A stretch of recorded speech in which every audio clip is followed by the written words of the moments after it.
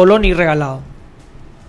Exactamente, doctor. Y bueno, justamente hablando de currículum, es muy importante esto que mencionabas, doctor, 18 años de trayectoria, eso habla de casi 2 décadas. Fungiendo como defensor público y bueno, justamente creo que en los últimos años ha quedado más en evidencia, ya usted me va a corregir, al menos con causas emblemáticas, la sobrecarga que ha venido quedando expuesto, la sobrecarga laboral por la falta de, obviamente, de mayores defensores. Lo hemos escuchado a varios defensores generales hablar de una cuestión presupuestaria. Ahora, ¿cuál es el desafío de mantenerse 18 años y no solamente eso, sino poder apuntar a una defensoría adjunta teniendo en cuenta esta realidad? Sí, uno estando dentro de la institución, porque siempre trato de exponer con mucha claridad de que acá yo no vengo con ínfulas de sentirme superior a nadie, no soy superior a nadie, pero tampoco soy menos. Entonces, desde esa óptica humilde, modesta, tengo la ventaja, eso sí, de que conozco las debilidades y las fortalezas de mi institución. Entonces, esa experiencia, ese permanente diálogo con mis colegas y en propia carne muchas veces ver los inconvenientes que sortea mi institución en la que yo trabajo y que me he entregado plenamente en mis mejores años, de alguna manera es esa la única ventaja que tengo con respecto a otras personas que pugnan por este cargo. Conozco los problemas que hay en mi institución y tengo propuestas concretas de solución. Y también conozco a los ministros de corte, a la ministra de la corte, a todos los jueces, y de alguna forma eso te da una plusvalía en cuanto a lo que sería postularse a este tipo de cargo, porque el defensor adjunto es institucionalmente es alguien que representa a la defensa pública desde la segunda instancia, sería el segundo grado, porque después está en la cúspide del defensor general, quien es el que administra y representa a nivel legal la defensa pública. Pero requiere de liderazgos, y ese liderazgo se construye día a día con trabajo, con dedicación, y así como dijiste, con todas las dificultades que hemos sorteado, eso no impidió que en ningún momento nuestro trabajo haya mermado o que se haya visto debilitado.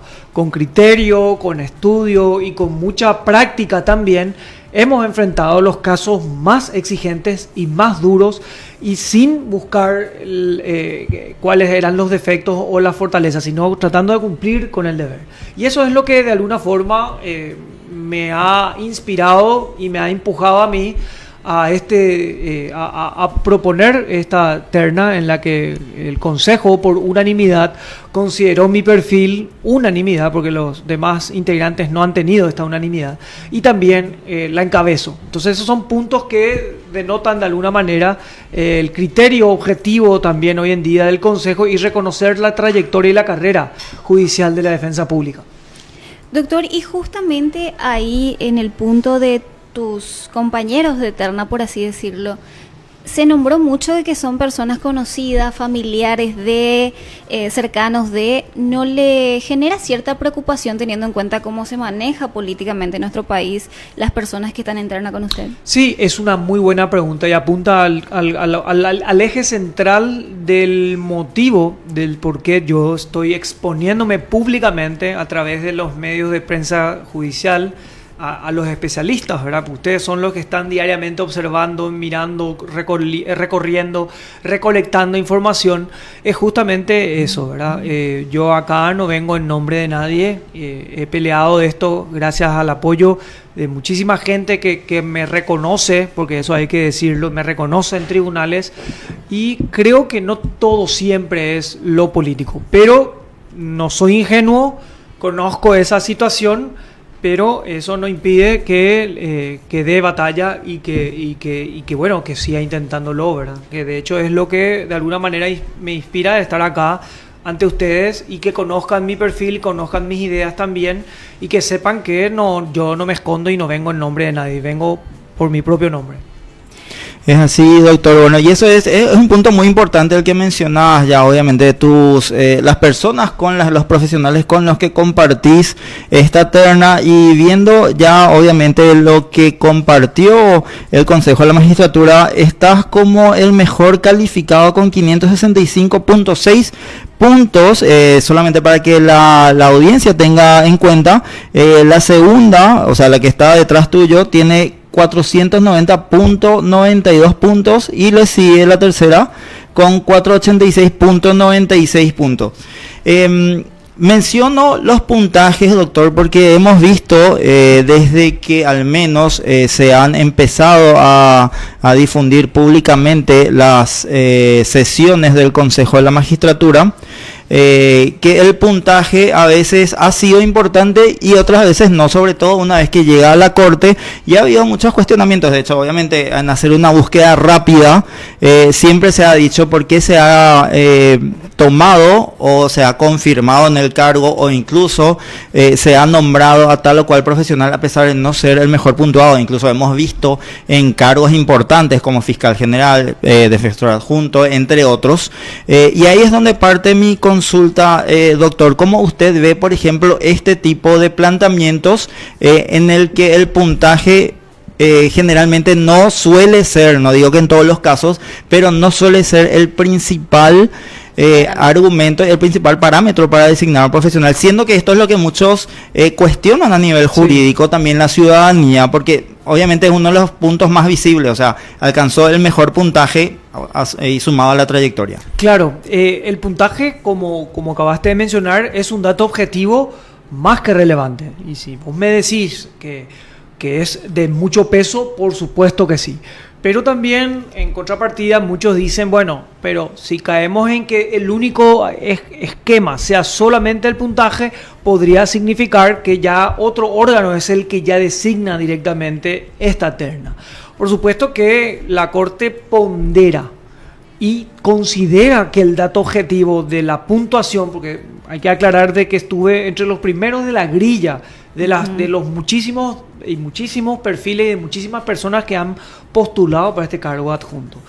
Eso hay que aclarar, no es que a mí me sacaron de ahí de la nada, no, estuve entre los primeros 4 o 3, no recuerdo ahora, pero estaba entre los primeros 4 en la grilla general. Creo que encabezaba en aquel entonces el profesor Paulino, que era el titular del cargo, pero que después pidió suspender el estudio de su terna de adjunto contencioso administrativo para postularse al cargo de camarista, que finalmente fue designado por la Corte. Y otra cosa, creo que también los miembros del Consejo resaltaron en el estudio de estas ternas de Defensoría Adjunta el perfil de los postulados. Y fíjate, mi querido Oscar y Ara, que de los 6 nombres que deberían salir del Consejo de la Magistratura, el 90% lo integraron defensores públicos. Eso es un mensaje muy claro que el Consejo está dando últimamente respecto a cargos del liderazgo institucional. Fíjense otro detalle y otra evidencia. Para el caso de los fiscales adjuntos, recordarán, han salido una serie de ternas para fiscalías adjuntas. Y el 99, por no decir el 90%, la integraron fiscales que estaban ya cumpliendo funciones en la fiscalía.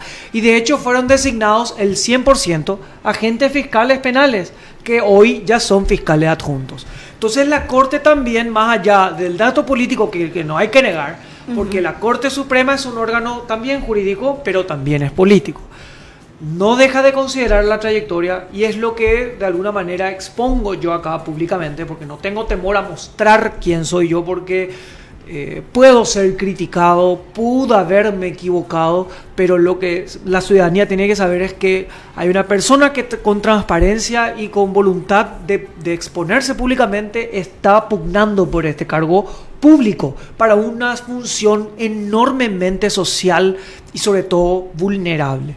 Entonces, desde ese punto de vista, creo que más allá de los requisitos de la idoneidad, debe cumplir funciones un defensor adjunto o una defensora adjunta que posea la vocación de servicio y que conozca a quienes va a administrar y a liderar. Eso es muy importante. Como dije, todos tenemos la posibilidad de hacerlo, Pero tiene una ventaja, aquel que conoce el ambiente, conoce las fortalezas y las debilidades de su institución. Doctor, y ahí es un punto muy importante el que estás tocando, porque yo considero, ¿verdad? También como nosotros cronistas del área judicial, él es también redactor, nosotros vemos, y muy sonado Martín Muñoz, porque estás en casos muy importantes también, como lo mencionó Oscar en la presentación. Sí, y varias veces me hiciste nota, cuando eso me hacía nota ya ahora ahí desde mis 4 años de trayectoria como periodista judicial. Puedo mencionar que casi todos los días me cruzo con usted, doctor, y usted menciona que espera que para este cargo sea alguien que conoce el área, y quería también preguntarle, porque mencionó cuáles son sus ideas para el cargo y cuáles son los indicativos que quiere dar a la ciudadanía a conocer de lo que usted pretende como defensor adjunto. Sí, una de las ideas principales es optimizar la actividad respecto a los asistentes de defensoría. En nuestra ley está regulado que los asistentes, y sobre todo en el ámbito penal, expresamente, dicen que cuando se da una audiencia preliminar ya, en la cual haya un consenso entre acusación y defensa, puedan, sin ningún inconveniente, siempre que tengan matrícula de abogados, los asistentes de defensoría, intervenir en esos casos con la autorización del defensor. Entonces, ¿qué optimiza eso? Duplica la capacidad, así se evitan que muchas audiencias puedan ser frustradas por las seguidillas de audiencia que tiene un defensor en un solo día. A vos te consta ahora, y acá Oscar también, que está muy bien informado, sabe perfectamente que un defensor público tiene de 3 a 4 juicios a veces por día, sin distinguir y sin dejar de considerar las preliminares, que también los jueces de garantías nos reclaman y nos dicen, acá no hay que considerar que el juicio vale más, Martín, que una audiencia preliminar, son igual de relevantes, nos dicen, nos tocan la oreja y nos agarran así la oreja y nos dicen, vean esta solución. Bueno, una de esas es, en los casos en que ya hayan requerimientos conclusivos, por ejemplo, de criterio de oportunidad, conciliación, reparación del daño, suspensión condicional del procedimiento o mediación, con ya firmado el acuerdo, pueda de alguna manera el asistente de defensoría, para evitar que se suspenda porque el defensor está en juicio, tomar esa audiencia y que se libere ya ese usuario con un perfil de salida determinado, y no que se vuelva a suspender porque el defensor no puede estar en 2 lugares al mismo tiempo. Eso sería de enorme relevancia y ya está en la ley. Sería bueno sentarse con la sala penal, con el defensor general y los ministros de corte, que este tipo de cuestiones puedan ser reglamentadas para que los jueces también tengan la seguridad de que no se les anule por esta situación. Pero hay un aval, hay una ley que establece eso. Es cuestión de implementarla, de aplicarla, Oscar. Ahora, esa es una solución. Y esto puede replicarse también de la misma manera, porque si aplica para lo penal, también puede aplicarse en la niñez, en lo civil y en lo laboral. Doctor, y ahí te quería consultar un dato muy importante. Mencionamos lo penal. Yo recuerdo una anécdota que voy a traer acá como tipo graciosa ya para mencionarlo. Cuando fue reclamado por una jueza de sentencia, inclusive ese video fue un poquito viralizado en su momento. Un poquito viralizado en su momento, cuando le recriminaba llegar tarde a un juicio, pero usted estaba en otra audiencia. Al lado, en la sala de al lado. En la sala de al lado. Sí. En este caso, ¿usted considera que hay la capacidad necesaria de los defensores? Y en este caso también es muy cuestionado que los defensores públicos, y en este caso especializados, lleven estos casos de gran envergadura de personas que se podría llegar a pensar que tienen un caudal de dinero elevado. Sí. ¿Qué considera? Sí, pasa que ahora hay una cuestión legal. Mientras no haya una restricción y acceso a las personas y que designen a alguien como su defensor público, en este caso un defensor técnico, pero del ámbito público, no hay ningún impedimento. El doctor Javier Esquivel había planteado ante el Congreso, y de hecho tuvo sanción, pero después fue vetado por el Ejecutivo, respecto a que se le cobre honorarios a los pudientes. Porque la defensa pública, conforme al ideario constitucional, es un órgano judicial que únicamente sirve, y para eso se establece su misión institucional, para personas de escasos recursos económicos. Pero en lo penal ocurre que si una persona multimillonaria no designa abogado, necesariamente tiene que asistir a un defensor. Pero ¿qué es lo que planteamos nosotros? Bueno, mucho de este tema tiene que ver con la gratuidad y decir, bueno, me da igual, total, hay algunos defensores que son o excelentes o muy buenos, sin discriminar con la excelencia que puedan tener los abogados del foro, pero obviamente ya muchos, entre comillas, se avivan. Y ahí viene la cuestión de regular este tipo de cuestiones, y creo que eso sería una propuesta de solución, pero eso ya es del legislativo, del poder legislativo. Y otra cuestión también va mucho de la mano en cuanto a que en el caso del fenómeno de mafia pagaré en lo civil, ya en la actualidad se requiere la sola firma de una declaración jurada. Entonces tenemos de 2.500 hasta el mes pasado a 3.000 usuarios en el ámbito civil, de defensores civiles que están llevando los casos de estas personas que sus créditos fueron indebidamente ejecutados, no una, sino 5 o hasta 6 veces, ¿verdad? Entonces, eso también tiene que precautelar el servicio de la defensa pública para este tipo de casos. Y obviamente está mucho de acuerdo a la buena fe de la persona. Entonces, ese es un tema, ¿verdad? Me quedó debiendo, doctor, la pregunta de considera que si ustedes con la cantidad que son dan abasto. No, insuperable es, imposible. Realmente con los 4 defensores de crimen organizado y delitos económicos a nivel nacional es imposible. Estamos dando batalla, aguantamos bien, pero obviamente requerimos y hemos solicitado ya en varias ocasiones a nuestro coordinador y al defensor general que se sumen por lo menos 2 más para tratar de terciar y que se haga más racional el trabajo, porque hasta el momento realmente es muy complejo, porque las causas, como dijo Oscar, son de larga extensión en el tiempo por la propia especialidad que requiere todas estas técnicas especiales de investigación, la gran cantidad de testimonios, la gran cantidad de acusados también, porque quieras o no en delitos económicos y en crimen organizado, la cantidad de personas que están en el blanco, ¿sí?, entre los acusados es enorme. Entonces eso hace que también los juicios duren no 5 meses, sino hasta el doble, ¿verdad? 1 año o hasta 1 año y medio, como algunos que ya has conocido y has estado al tanto, ¿verdad?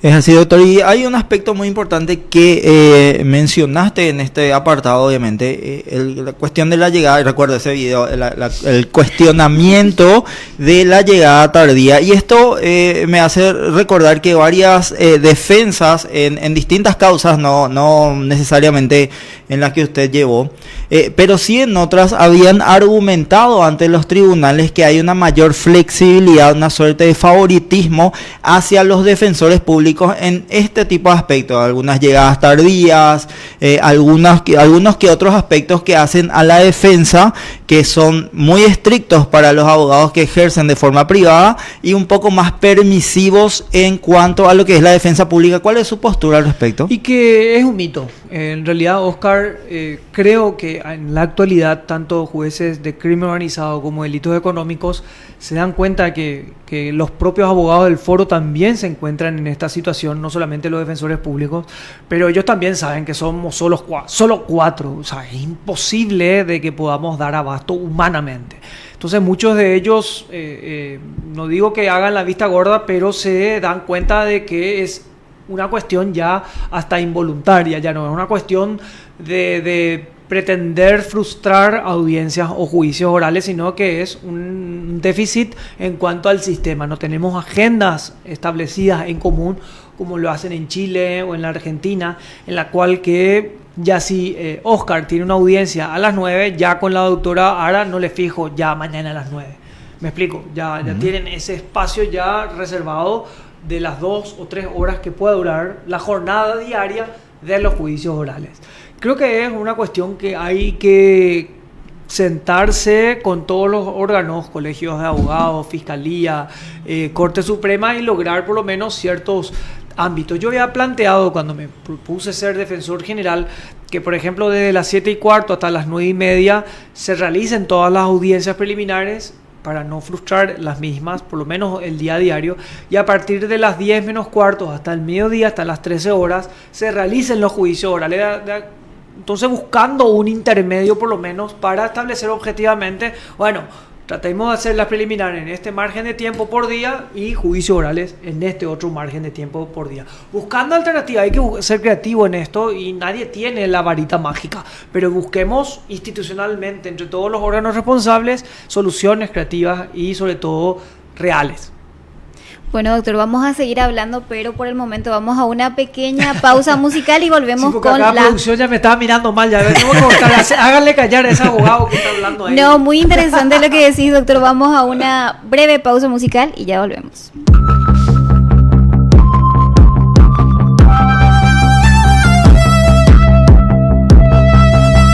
Todas mis certezas en el aire, ya no sé volver a lo que fui. Todos los caminos se abren de repente y olvidé cómo seguir. Quiero deshacerme de la sombra, eso que reclama sin decir. Quiero olvidarme de lo que no me comprende y todo eso que sobra de mí. Y no sé a dónde va el viento y por qué cambio. No puedo volver a lo que era desaparecer y ya no será lo mismo.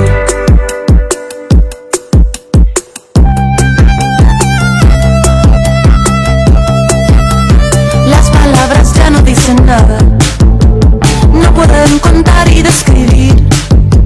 No lo entiendo, ya no significan lo que antes. No pueden hablar por mí. Quiero sacudirme tanta duda y aprender todo de nuevo. Quiero saber quién soy cada momento. Cuéntame el final. Cuéntame el final. El final, el final feliz. Cuéntame el final. El final feliz, cuéntame el final feliz, cuéntame el final feliz. Y no sé a dónde va el viento y por qué cambio. No puedo volver a lo que era desaparecer. Y no sé a dónde va el viento y por qué cambio. No puedo volver a lo que era desaparecer. Y no sé a dónde va el viento y por qué cambio. No puedo volver a lo que era desaparecer. Y ya no será lo mismo.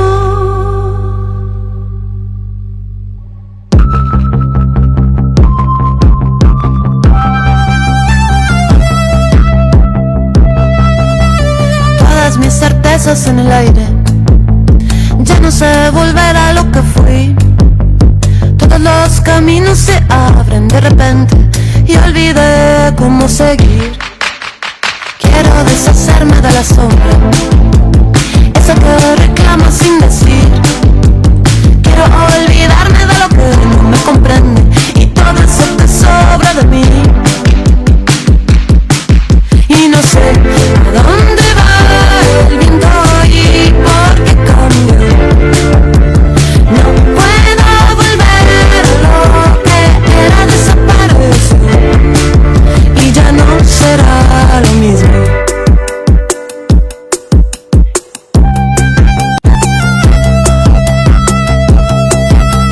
Las palabras ya no dicen nada, no pueden contar y describir. No lo entiendo, ya no significan lo que antes. No pueden hablar por mí. Quiero sacudirme tanta duda y aprender todo de nuevo. Quiero saber quién soy cada momento. Cuéntame el final. Cuéntame el final. El final feliz.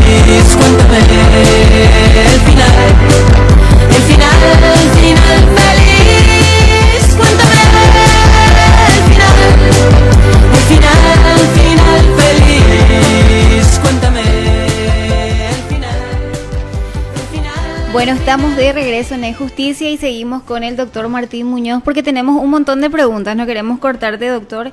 Y queríamos también que nos hables un poco de tu trayectoria y que le cuentes a la gente. Me dijiste que ya tenés 18 años en la Defensoría y casi 28 años de carrera en el ámbito judicial en sí. ¿Ya cumplió la mayoría de edad tu Sí, mi trayectoria y experiencia sí. Ya ha desarrollado la mayoría de edad. Ya tengo más de 18 años en el servicio de la defensa pública, a la cual accedí ya en el año 2008, que rápido pasa.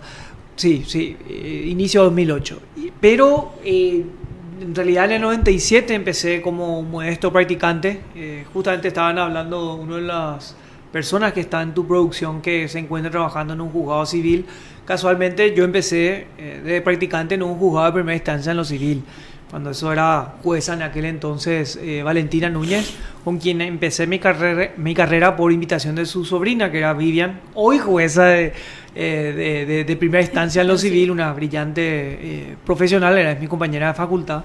Y así sucesivamente pasé por los cargos de auxiliar, oficial de secretaría, actuario judicial, a lo cual me entregué enormemente con una capacidad de trabajo de mis juezas que adoro y que quiero muchísimo.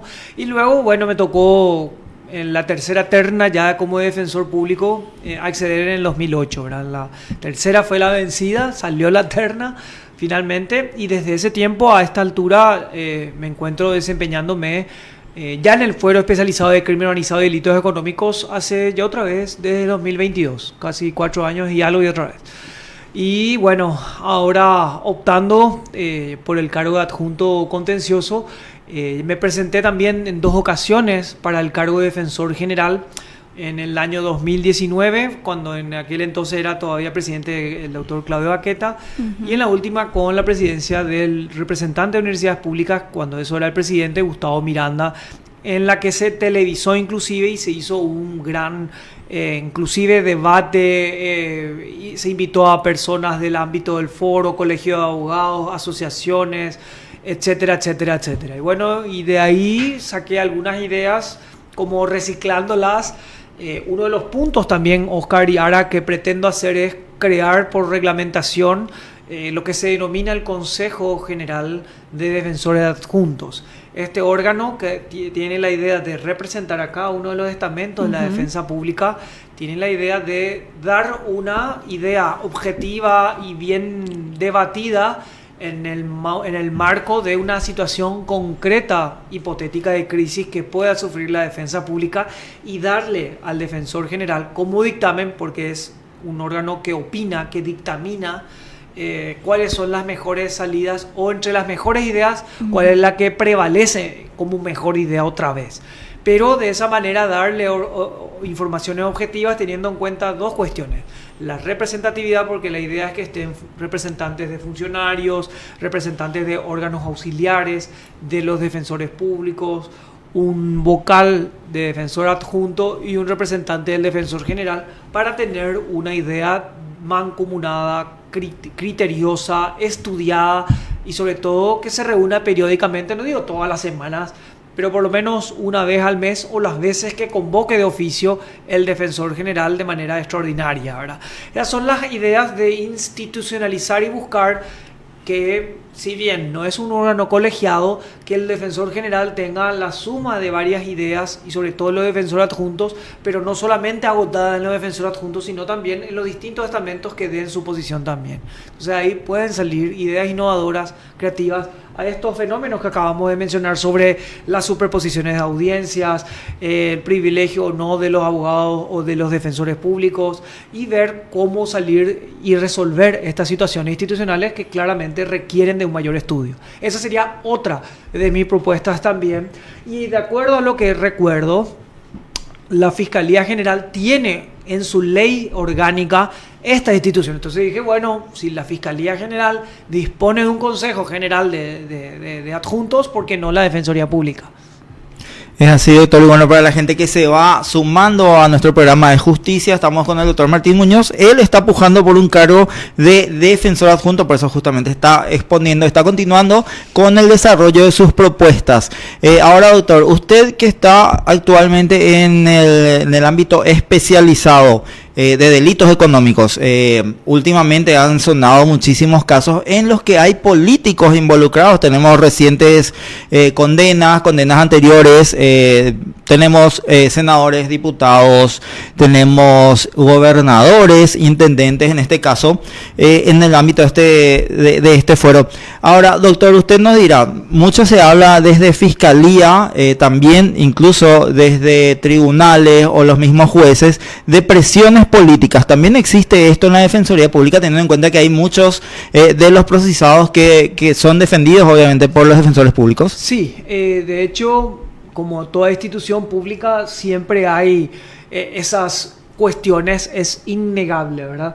Pero desde ese punto de vista, institucionalmente, por lo menos, no ha habido, y hablo por mí, desde ningún punto de vista, ningún tipo de indicación o sugerencia o instrucción desde la más alta autoridad de la institución en donde presto servicio, que jamás se haya sometido o haya indicado este tipo de cuestiones, jamás. Desde mi punto de vista, porque puedo hablar yo desde mi óptica y desde mi propia función, jamás en mis 18 años ningún defensor general ha mermado o se ha sentido presionado para que los defensores hagamos determinadas cuestiones o inconductas inclusive. Claro. En lo personal, por lo menos a mí jamás se atrevieron a decirme, ¿verdad?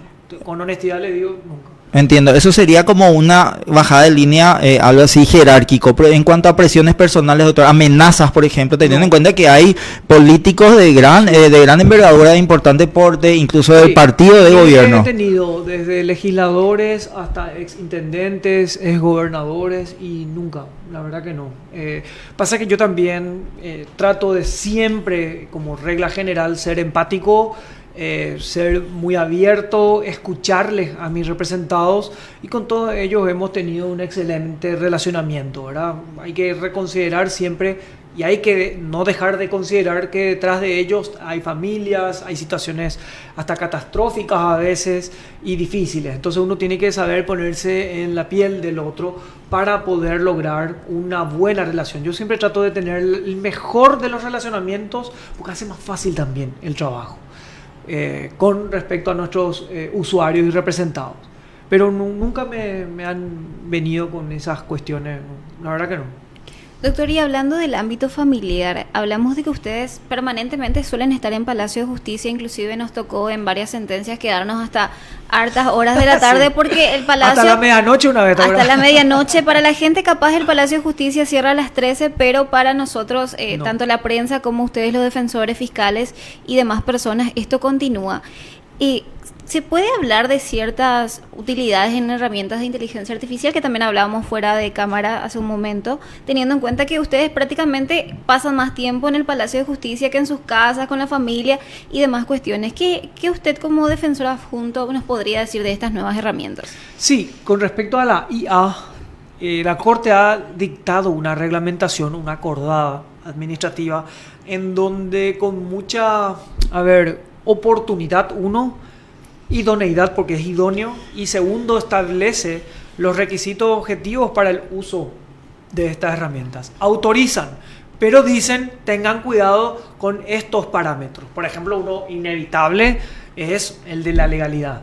Tengan cuidado cuando se utilicen al cargar el prompter, o las preguntas y las solicitudes que hagan a las IA, porque muchas de ellas pueden estar o desorientadas en cuanto a la legislación aplicable, y que eso pueda ser inidóneo al ejercicio de la profesión. Entonces dicen, señores, está habilitado, está permitido, pero con estas reglas. Por eso es importante que la Corte esté a la vanguardia, porque ya el uso es innegable, o sea, imposible es tapar con la mano el sol. Entonces la Corte pragmáticamente dijo, bueno, muy bien, se utiliza, ok, pero con estos parámetros. Tengan en cuenta la legalidad, en primer término, y en segundo, la conveniencia, obviamente también. Claro, y esto me recuerda mucho, y usted obviamente en su conocimiento tendrá obviamente en mente que cada siglo trae obviamente el progreso que a muchos los tiene así, por ejemplo, bastante temerosos, teniendo en cuenta que, a ver, incluso, a ver, partamos de la televisión, antes era blanco y negro y mudo, luego pasamos a la televisión a color, hubo sus detractores, ya viniendo más hacia esta parte, las máquinas de escribir versus las computadoras, lo de internet, ahora las inteligencias artificiales. Exactamente. Que ahora nos pueden ver a través de YouTube y de Facebook, ¿verdad? Sí, y sobre todo los fans de Ara, ¿verdad? que le puedan ver fácil, sin ningún inconveniente a la tarde, ahora con usted, ¿no? Oscar, dichoso usted, ¿verdad? Por supuesto. Pero más allá de esos puntos, fíjate que en un momento dado de la transferencia de tecnologías, cuando surgió el mundo de la televisión y lo que iba a implicar, se habló de que desaparecían las radios, ni que decir la AM. Pero sin embargo, hoy es cierto, en un nuevo formato de streaming, pero la radio AM sigue siendo de enorme relevancia en nuestro país, ¿verdad? Claro, y justamente sobre eso, doctor, teniendo en cuenta, voy a hacer el contraste. Usted tiene 18 años de trayectoria solamente como defensor público. Justamente a eso iba. Hay, si bien, como usted bien lo mencionó, ya es innegable el uso de redes sociales, de inteligencias artificiales en diferentes ámbitos, no solamente en el ámbito del derecho, en el ámbito de periodismo, en el ámbito de diseño, que fue uno de los más revolucionarios, por así decirlo, porque tenemos no solamente de texto, sino también de imágenes, de videos. Ahora, teniendo en cuenta su trayectoria, teniendo en cuenta que también llegó a presidir, como usted bien lo dijo, la asociación, exactamente. Entonces, esto podría ser conveniente. ¿Hay alguna resistencia para los defensores de más longeva actividad dentro de la defensoría? Y mira, te cuento mi experiencia personal. Me cuesta también a mí mucho, pero me saqué el miedo y le dije, acompáñame, da miedo a ver esta maravilla que es la inteligencia artificial. Y entendí ahí que hay determinadas cuestiones que uno debe entrenarse de cómo pedir. No es solamente que al ser humano uno debe entrenarse de cómo pedir para tener una respuesta favorable, sino la inteligencia artificial también. Y la clave de eso es cómo le damos de herramientas, de qué materiales, de qué doctrina, de qué legislación, para que pueda la inteligencia artificial darme con certeza cuáles son los puntos que yo necesito para una determinada causa penal, qué solución me propone, qué defensas puedo plantear.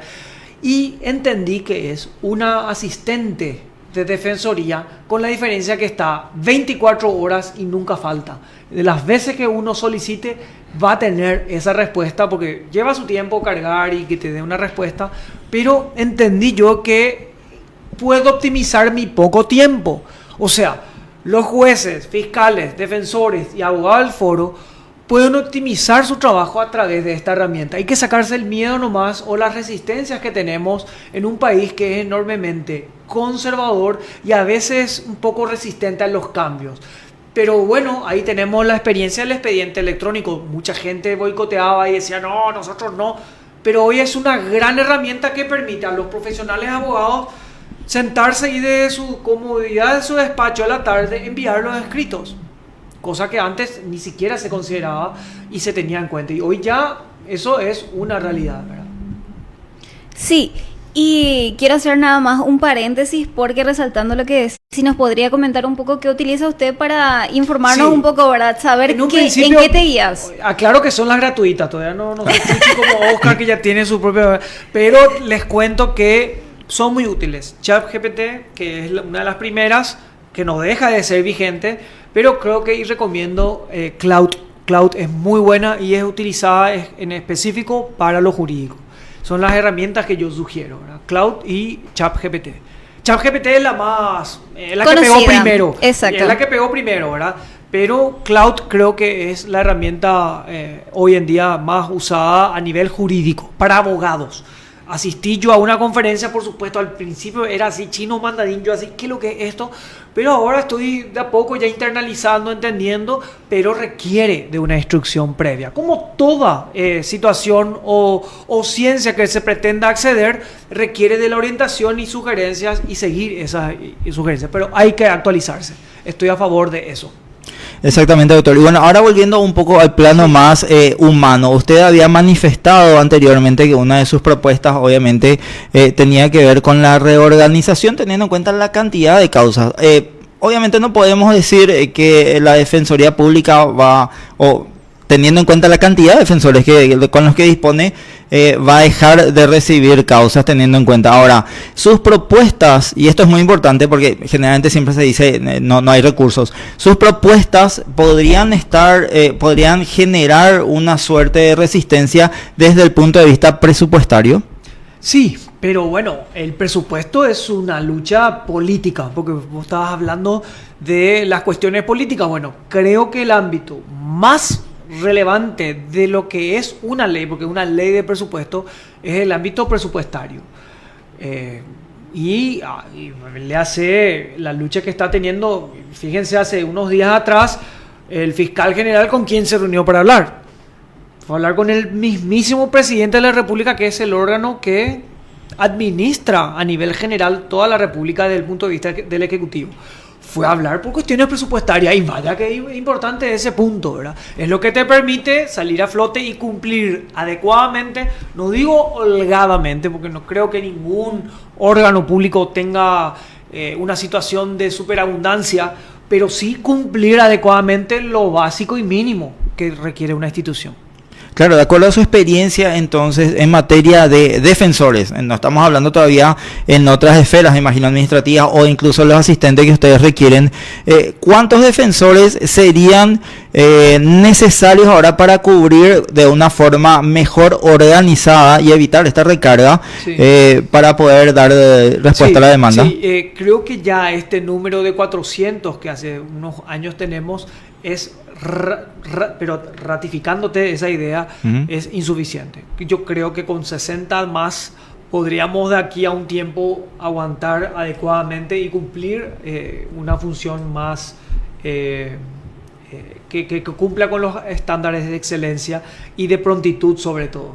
Eso es una idea que tengo yo de las necesidades que tenemos, sobre todo en el interior, ¿verdad? Pues no hay que olvidarse que no es solo Central de Asunción, sino también en todas las localidades, de todos los departamentos y de todas las circunscripciones judiciales de la República.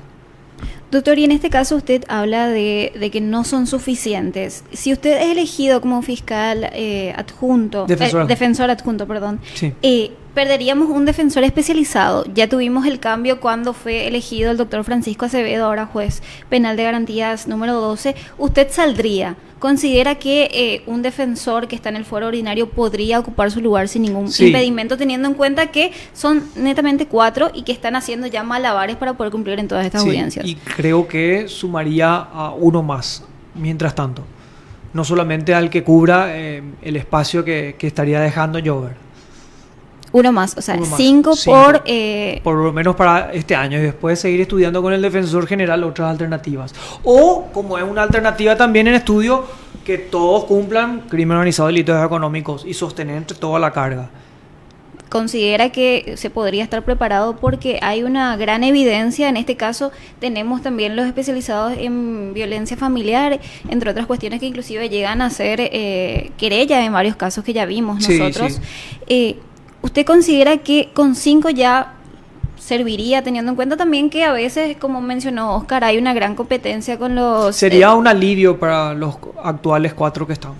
Sería como respirar por lo menos este año con uno más. Por eso decía que por este año con uno más sería un alivio para dar un respiro a la sobrecarga que estamos teniendo ahora. Y después ver otras alternativas, como vuelvo a repetirte, hay una idea también de ordinarizar todo lo de crimen organizado y delitos económicos. También es una opinión atendible. Y finalmente la última palabra tendrá el defensor general. Claro, y ahí hay una cuestión muy importante, doctor, que es como que me gustaría que me expliques cómo sería la dinámica. Sí. Partimos de que ahora hay un déficit de personal, sobre todo en defensores públicos. Sí, porque hubo muchas renuncias por las jubilaciones también. Exactamente. Por otro lado, también estamos hablando de que al menos en uno de los fueros, que iba a ser mi pregunta, pero la cambié, en el fuero especializado por lo menos faltaría uno. Y usted nos está diciendo que cualquier otro defensor podría asumir el cargo en el caso de que usted pueda ir como adjunto. Mi consulta es, entre esta sobrecarga laboral, no solamente hablando de juicios, también hablando de audiencias y obviamente el trabajo de oficina, el papeleo, revisar, analizar, ¿en qué momento se apuesta a la especialización, teniendo que justamente los fueros especializados requieren un esfuerzo más para la capacitación de los profesionales? Correcto. Y bueno, eso es un trabajo institucional de actualizar y capacitar a los que se vayan integrando a dicho rol. De hecho, son todos penalistas. Los defensores penales de Central Asunción son todos penalistas. Y hablo por Asunción, que es donde estoy. Esa es la especialización. Ahora, dentro de la especialidad de Derecho Penal surge como una suerte de reafianzamiento de la ley penal, que es la de crimen organizado y delito económico del año 2019, que establece una serie de hechos punibles en la que sí es obligatoria la especialización para los jueces, pero eso no obsta a que los defensores públicos penales puedan también optar por la especialidad. Si yo pude, que era ordinario anteriormente, hace 5 años, porque no otros de mis colegas, que son excelentes también, ¿verdad? Entonces, va a requerir de una transición válidamente, entiendo tu punto, pero nada obsta la instrucción y la capacitación y actualización. Y la experiencia también, ¿verdad? Porque con la experiencia uno va ganando también cancha y conociendo muchos detalles que antes quizás no administraba y no manejaba. Doctor, yo quiero ir a un ámbito un poco delicado y picante, como se puede decir. ¿Considera que... Estoy casado y tengo 3 hijas. No, saludo también a su esposa, doctor, pero no... Mira, viste que yo te tiré una picante antes, ¿viste? Sí, pero no quería ir a eso, quería ir al salario, doctor. ¿Considera que actualmente los defensores ganan lo que se merecen? Ahora hubo un aumento de los descuentos compulsivos del 16% al 19%. O sea, en la actualidad, aparte de la depreciación económica que tenemos desde hace 12 años, 11 años, así que no hemos tenido ningún tipo de actualización de nuestros salarios. El salario obviamente del ámbito público es razonable, nadie está quejándose de eso, pero debe haber, de acuerdo a la depreciación económica que hemos tenido desde el año 2014 hasta esta fecha, una actualización para que el trabajo sea decoroso, porque debemos saber que como toda función pública, únicamente, solo y solamente podemos dedicarnos a la defensa pública, salvo la docencia, ¿sí? Y la actuación académica, pero fuera de esas excepciones no tenemos posibilidades de optar por otro tipo de ingresos económicos adicionales. Entonces creo que para llevar una vida acomodada, por lo menos básicamente, para dar lo mínimo a nuestros hijos, el salario debe estar en coincidencia con estas altas responsabilidades, ¿sí? Ese aspecto me recuerda mucho, doctora, lo que hace no mucho tiempo se mencionó, al menos desde el interior, sobre todo este tipo de denuncias, que defensores públicos también ejercían la defensa de forma privada. Obviamente esto al llegar a las autoridades, obviamente a las altas esferas de la Defensoría Pública, se ha procedido a los sumarios, pero ¿cómo se puede contrarrestar esto teniendo en cuenta que es de público conocimiento, no solamente en esta institución, sino en cualquiera del Estado, que mientras más te alejas de la capital, más se reducen los controles? Desde todo punto de vista no hay ninguna justificación. Es un acto de corrupción, no solamente de sumario, sino que desde el momento en que ese funcionario calificado, que es el defensor público, recibe una dádiva o dinero o supuesto honorario, eso es cohecho pasivo agravado, pasible de ser procesado penalmente. No es solamente,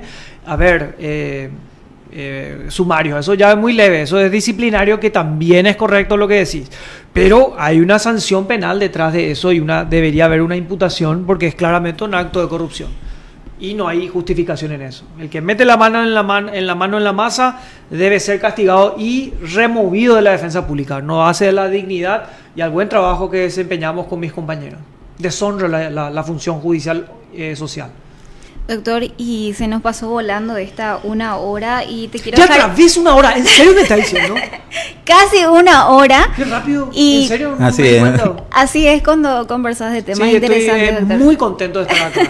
Gracias, doctor. Yo esperaba algo más fuerte de picante, che. No, está. Me preparó así, ¿qué me va a tirar? Y dije, bueno, doctor, espero... ahora sí me gustaría que dieras un mensaje a la ciudadanía y dieras también un mensaje a los ministros que se tienen que encargar de estudiar esta terna. Sí. ¿Qué le dirías desde tu lugar, desde tu trayectoria, y bueno, a esa gente que es de ser elegido, qué le esperarías Martín Muñoz como defensor adjunto? Sí, y no solamente a los ministros de la Corte, sino a toda la comunidad judicial, pero principalmente a ellos porque ellos tienen la capacidad de decisión, ¿verdad?